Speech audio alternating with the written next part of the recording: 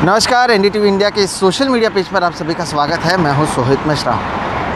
पिछले 1-1.5 महीने से अगर आप देखेंगे तो मुंबई में केवल एक ही कहानी सामने आ रही है, आर्यन खान क्रूज़ ड्रग्स मामले की कहानी। शुरुआत इसकी क्रूज़ में मिले ड्रग्स से हुई, उसके बाद आर्यन खान आए इस पूरे पिक्चर में। उसके बाद कहीं ना कहीं आप देखें कि समीर वानखेड़े पर आरोप लगे।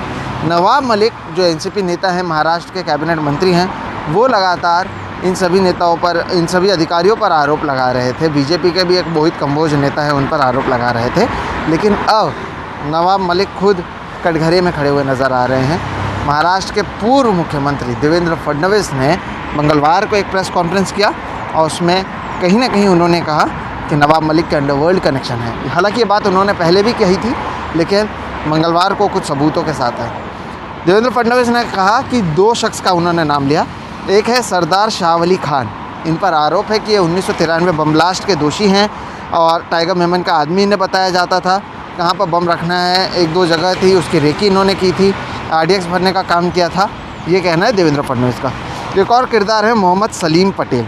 इसे दाऊद इब्राहिम का आदमी बताया जाता है। ये कहा जाता है कि सलीम पटेल हसीना पार्कर का बॉडीगार्ड और ड्राइवर था और जब हसीना को पकड़ा गया था तब सलीम पटेल को भी गिरफ्तार किया गया था। अब इनके क्या कनेक्शन है नवाब मलिक के साथ? तो देवेंद्र फडणवीस का कहना है कि कुर्ला में एक जगह है जो इन्होंने, यानी नवाब मलिक ने, करीबन 2.8 एकड़ ये जगह है जिसे 30 लाख रुपए में ख़रीदा है उनके परिवार वालों ने। एक ऐसे कंपनी ने ख़रीदा है जिसमें नवाब मलिक के परिवार वाले शामिल हैं। और इनका ये कहना है कि जो ज़मीन है उसकी दाम ही करोड़ों रुपए है, तो आखिर उसको इतने कम दाम में क्यों ख़रीदा? और साथ ही उनका ये भी कहना है कि आखिर नवाब मलिक को क्या पता नहीं है कि ये दोनों कौन हैं जिनसे इन्होंने ये ज़मीन ख़रीदा है। हालांकि ये ज़मीन अभी नहीं, 2003 में ख़रीदा गया था, लेकिन अब कहीं ना कहीं क्योंकि लगातार आरोप प्रत्यारोप का दौर जारी है, तब इसकी भी बातें सामने आ रही हैं। अब इसमें देखना ये भी अहम होगा कि देवेंद्र फडणवीस का कहना है कि इसकी रिकॉर्ड उनके पास है और नवाब मलिक के 5 जो उनके प्रॉपर्टीज़ हैं उसमें से 4 प्रॉपर्टीज़ में डायरेक्ट उनका कहना है कि अंडरवर्ल्ड के संबंध सामने आ रहे हैं।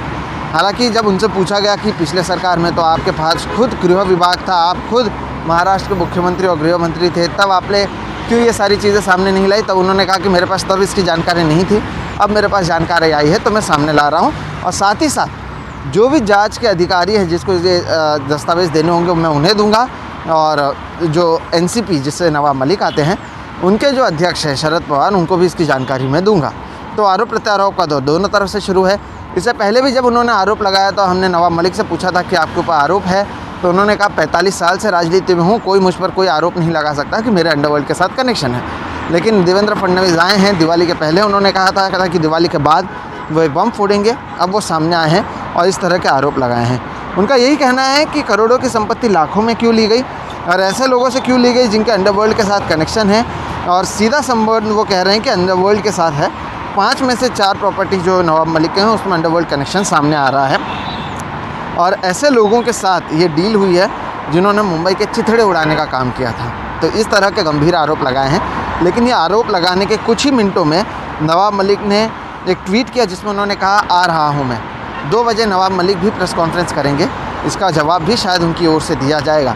तो आरोप प्रत्यारोप का दौर दोनों ओर से जारी है। अब तक नवाब मलिक हावी दिख रहे थे, तो आज कम से कम उनके जवाब देने के लिए महाराष्ट्र के जो पूर्व मुख्यमंत्री हैं देवेंद्र फडणवीस, जो बीजेपी नेता हैं, वो सामने आए हैं और उन्होंने नवाब मलिक पर हमला बोला है, कहा है कि उनके अंडरवर्ल्ड कनेक्शन है। अब देखना ये होगा कि नवाब मलिक इस पर क्या कहते हैं और ये सारी मामला आगे जाके आखिर जाता कहाँ पर है। क्योंकि मैंने जिस तरह से कहा कि शुरुआत इसकी ज़रूर ड्रग्स मामले से हुई, क्रूज़ से हुई, लेकिन अब ये बीजेपी बनाम एनसीपी नज़र आ रहा है। नवाब मलिक एक तरफ है, देवेंद्र फडणवीस दूसरी तरफ है, बीच में समीर वानखेड़े हैं जिनको लेकर कोई उन पर हमला कर रहा है तो कोई उनका बचाव कर रहा है। और इस सब के बीच में जो ड्रग्स का मामला था उसमें जो कहानी थी उससे किरदार बड़े हो चुके हैं। बहरहाल इस सोशल मीडिया पेज पर इतना ही। मेरा नाम है सोहित मिश्रा, कैमरे के पीछे हैं राजेंद्र दयालकर और आप देख रहे हैं एनडीटीवी इंडिया का सोशल मीडिया पेज। नमस्कार।